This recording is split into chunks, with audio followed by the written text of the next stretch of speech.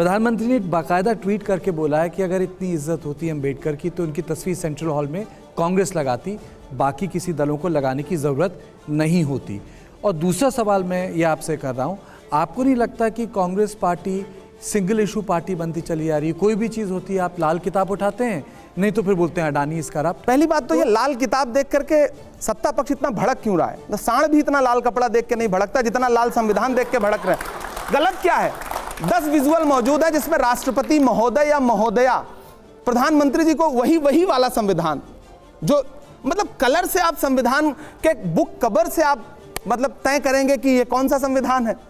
झूठ बोलेंगे सदन में कि राहुल गांधी जो संविधान लेके चलते हैं उसके पन्ने तो कोरे रहते हैं। कल अभी सदन के अंदर बोला है, ऑथेंटिकेट करने के लिए उनको चेयरमैन साहब ने नहीं कहा।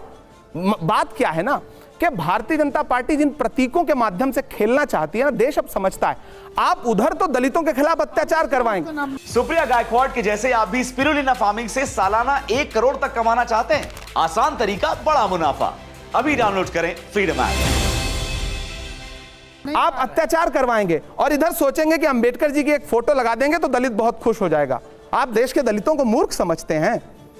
सब जागरूक हो गए हैं, उनको पता है कि बाबा साहब अंबेडकर के संविधान को सबसे ज्यादा चोट कौन पहुंचाना चाहता है। आप जातिगत जनगणना क्यों नहीं करवाते?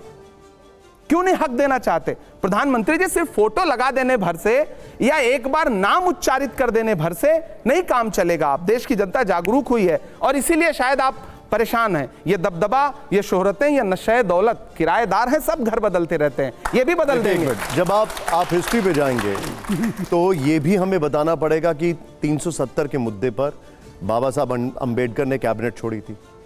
हमें यह भी बताना पड़ेगा वो फॉरेन पॉलिसी को लेकर भी कैबिनेट छोड़ने के लिए तैयार थे, वो उससे पूरी इत्तेफाक नहीं रखते थे।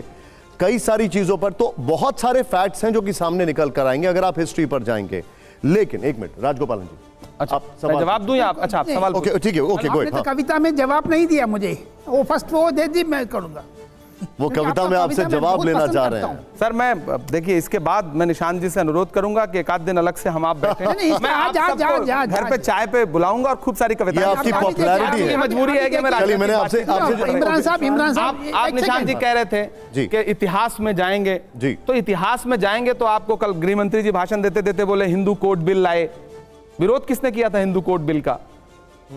तो इतिहास में तो भाजपा को यह जवाब भी देना पड़ेगा, इतिहास में तो भाजपा को यह जवाब भी देना पड़ेगा कि संविधान का विरोध किया था उनके आनुषंगिक संगठन, उनके मदर संगठन ने। आपको इतिहास में यह भी जवाब देना पड़ेगा कि आप तिरंगे का विरोध करते रहे।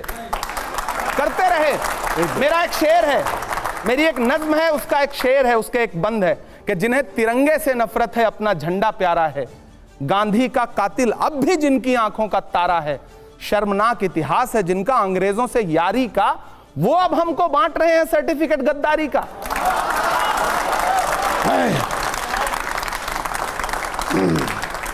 इमरान जी, बहुत अच्छे अंदाज में आपने वर्तमान सत्ता की बखिया उधेड़ी है और समाज की जो समस्याएं हैं। तो कांग्रेस पार्टी ने समस्याएं तो गिनाई, विकल्प क्यों नहीं बन पा रही है? इसका एक मैं जवाब दे रहा हूं, एक सवाल पूछ रहा हूं एक शेर के माध्यम से, जो स्वागत है। यह है कि आप थोड़ा सा ध्यान दीजिए। सुना है लूट लिया है किसी को रहबर ने, यह वाकया तो आपकी दास्तां से मिलता है। इसलिए कि शरद पवार से लेकर के ममता बनर्जी, और अभी आप कह रहे थे कि नई संसद क्यों बनाई, कल ही उमर अब्दुल्ला ने कहा है कि बहुत अच्छा काम किया है नई संसद बना के मोदी ने, ये अखबारों में भी आया है। वहाँ से लेके ममता बनर्जी सारे ये जो आपके सहयोगी हैं, यही वो रहबर तो नहीं है मेरा। नहीं देखिए सर, सबसे पहली बात ये कि बहुत सारे मुद्दे हैं कि जिस पर हमारे सहयोगी दल जरूरी नहीं कि मतलब हमारे जैसी ही राय रखते हो, लेकिन जब बड़ा कॉज सामने होता है, जब बड़ी बात सामने होती है तो उस मुद्दे पर आपको एकजुट दिखते हैं। मुझे बताइए क्या भाजपा गठबंधन के सारे लोग एक जैसा दिखते हैं? मैं सुनिए, मैं एक सिर्फ उदाहरण दूंगा। उत्तर प्रदेश में एक नेता है ओम प्रकाश राजभर, उनके भाषण सुने हैं आपने नरेंद्र मोदी जी के बारे में? वो भाजपा के गठबंधन में इन दिनों। जीतन राम मांझी दी भाजपा की कैबिनेट में, नरेंद्र मोदी जी की कैबिनेट में है। भगवान श्री राम को लेकर, मर्यादा पुरुषोत्तम राम जी को लेकर के उनके वक्तव्य सुने हैं आपने? भाजपा ऑफिशियल स्टेटमेंट जारी करके बताए कि क्या वो मांझी के बयान से सहमत है? नहीं, बिल्कुल सही है आपकी। बगले झांकने लगेगी भाजपा। होता क्या है ना कि आप बहुत सारे मुद्दों पे, आपकी राज्य की जो राजनीति है और सेंटर की जो राजनीति है, दोनों के मुद्दे अलग हैं। कुछ मुद्दे ऐसे होते हैं जिसपे आप सेंट्रल पॉलिटिक्स करने वालों से हो सकता है थोड़े से असहमत हो, लेकिन यही तो अच्छी बात है ना। यहां बैठे हुए बहुत सारे लोग हैं जो मुझसे, मेरी बातों से हो सकता है असहमत हो, लेकिन जब मैं अच्छी बात बोल रहा हूं तो ये ताली बजा रहे हैं, समर्थन कर रहे हैं। दरअसल इतनी ही उदार होनी चाहिए राजनीति। हां, हम जीते नहीं, लेकिन यह भी सच है कि 2024 के चुनाव में 400 पार का नारा लगाने वाले लोग 240 पे आके अटक गए, और यह अटकना ही है कि आज संविधान के 75 सालों का जश्न मन रहा है, वरना जश्न न मन रहा होता, कई अमेंडमेंट अब तक हो रहे होते। और ये जो आज बाबा साहब अंबेडकर को लेकर के अहंकार भरी बात बोलने का साहस आया है, ये भी आया है क्योंकि महाराष्ट्र और हरियाणा येन केन प्रकारेण जीत गए, वरना ये जबान भी ना निकलती, ये भाषा भी ना इस्तेमाल होती। तो राजनीति में होता है, हाँ, लेकिन फिर भी हम एक मजबूत विपक्ष की तरह लड़ रहे हैं, लड़ते रहेंगे, और इतिहास ये कहेगा जीत हार अपनी जगह है। मैं डरा नहीं, मैं झुका नहीं, कहीं छुप छुपा के खड़ा नहीं। जो डटे हुए हैं महाज पर, मुझे उन सफों में तलाश कर। हम लड़ रहे हैं, राहुल गांधी जी लड़ रहे हैं। इमरान साहब, जी जी, एक मिनट राशिद साहब, सर हाँ please go ahead Vinod ji. Imran साहब, आप अच्छी बात करते हैं, लेकिन जब हम संसद देखते हैं और बरसों से देख रहे हैं, जो आज की संसद है तात्कालीन, जो आपका पक्ष है जिसके पास वो इंस्टीट्यूशनल मेमोरी है संविधान के बारे में, उससे ज़्यादा इंस्टीट्यूशनल मेमोरी तो किसी पार्टी के नहीं है। बिल्कुल सर। लेकिन जब बहस हुई तो हमारे मित्र जो अभी आपको इंगित कर रहे थे, फर्स्ट अमेंडमेंट जो कि प्रोविजनल पार्लियामेंट लाई थी, ये कथन गलत है कि बिना किसी पार्लियामेंट के वो आ गई थी। इट वाज प्रोविजनल पार्लियामेंट, जो कॉन्स्टिट्यूएंट असेंबली ने अपने आप को प्रोविजनल पार्लियामेंट में तब्दील किया था। और फर्स्ट अमेंडमेंट वाज अगेंस्ट जमींदारी पता and reasonable restriction on freedom of speech, जो आज तक हैं, किसी ने हटाया नहीं। आप लोगों उस वक्त तुरंत जवाब क्यों नहीं देते? अपना पढ़ाया हुआ पाठ खुद ही भूल गए। हाँ, आप अपने इतिहास को भूल गई, आपकी पार्टी, आप क्योंकि अपने इतिहास को भूल गई, इसलिए आपके विपक्षी जो हैं अपने इतिहास को आपके इतिहास पे थोप रहे हैं। सर, बहुत अच्छी बात आपने कही, आपका शुक्रिया कि आपने वो चीजें याद दिलाई। मैं मानता हूं, और मैं लगातार थोड़ा निराश भी हूं सदन की कार्रवाई को देख करके। बहुत सारे मुद्दे ऐसे हैं, सच में, मतलब बाहर लोगों को लगता है आज भी देश का एक बड़ा वर्ग है, खेतों में खलिहानों में काम करने वाला, गांव का गरीब मजदूर, उसको लगता है कि हमारी बात अगर संसद में उठ गई तो बहुत बड़ी। मेरे सोशल प्लेटफॉर्म पे लाखों लोग फॉलो करते हैं, उनके इनबॉक्स में मैसेजेस होते हैं, भैया हमारा मुद्दा उठा दो पार्लियामेंट में, हमारा मुद्दा उठा दो।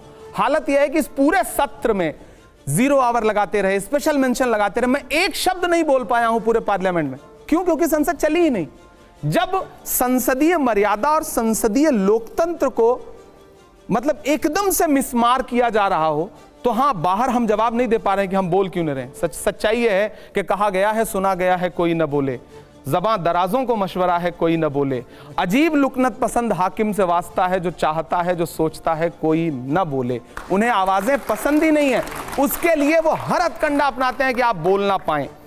लेकिन मुझे खुशी है कि एक नई पीढ़ी आई है जो लड़ भिड़ के बोलने की कोशिश कर रही है, और हम आपको आश्वस्त करते हैं सर, आप अपनी इन्हीं जागती आंखों से संसद में लड़ते और बोलते हुए देखेंगे हम लोगों को, ये हम आपको विश्वास दिलाते हैं। राशिद साहब कुछ कह रहे हैं, फिर मैं आपसे कुछ सवाल पूछूंगा। इमरान साहब, आप एक बड़े लोकप्रिय शायर हैं। जब से आप सक्रिय राजनीति में आए हैं, जिस तरह से देश में एक माहौल है, विचारधारा को लेकर के अलग अलग तरह की राय पेश की जाती है, तो क्या आपकी जो लोकप्रियता है, मकबूलियत है, उसका दायरा कम हुआ है या बढ़ा है? और दूसरी बात, ये जो मुसलमान और उर्दू को एक जो मुख्य धारा से हटाने का एक जो नैरेटिव बना है, उसके ऊपर आप कैसा महसूस करते हैं? देखिए, नैरेटिव बनाया किसने है, सबसे महत्वपूर्ण बात है। मेरा तो व्यक्तिगत तौर पे अगर मैं कहूँ सर, कि मैं साहित्य की दुनिया से थोड़ा सा इधर आ गया राजनीति की तरफ, मेरा वैसे लोकप्रियता का कोई नुकसान नहीं हुआ, आर्थिक नुकसान जरूर हुआ। कार्यक्रम कम कर पाता हूं, पैसे नहीं कमा पाता।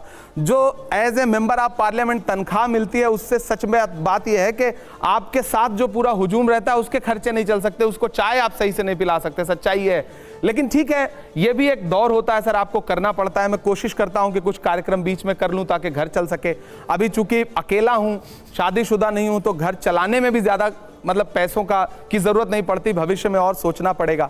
दूसरी बात सर, उर्दू और मुसलमान इन दोनों चीजों के खिलाफ चूंकि सत्ता एक नैरेटिव बना रही है, उनको सूट करता है ना, ये उर्दू के खिलाफ बोल दो, मुसलमान के खिलाफ। कल गृह मंत्री जी सदन में खुलेआम एक झूठ बोल रहे थे कि कांग्रेस पार्टी ने धर्म के आधार पर मुसलमानों को राज्यों में, एक दो राज्यों में, जयराम रमेश जी ने खड़े होकर कहा कि आप झूठ बोल रहे हैं, आप ऑथेंटिकेट करिए। चेयरमैन साहब ने नहीं दिया फ्लोर, मजबूरन आज मुझे इस प्रोग्राम में आना पड़ा।